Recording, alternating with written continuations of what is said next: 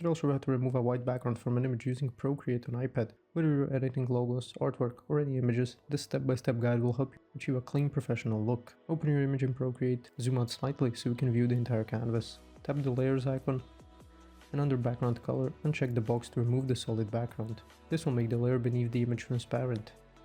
You can tap the layers icon again to close the menu. This step is crucial to ensure your transparent edits are preserved later. Now select the white background we want to remove.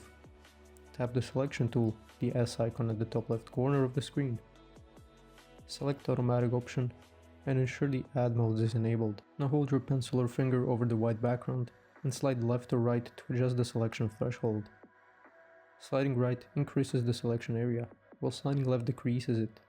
Find the sweet spot where only the white background is selected. Be careful not to set the threshold too high, or it might grab parts of your object. Once the selection looks good, it's time to remove the background. Tap the wrench icon, go to add, and then tap cut. This will remove the selected white background. Now let's clean up any leftover white areas.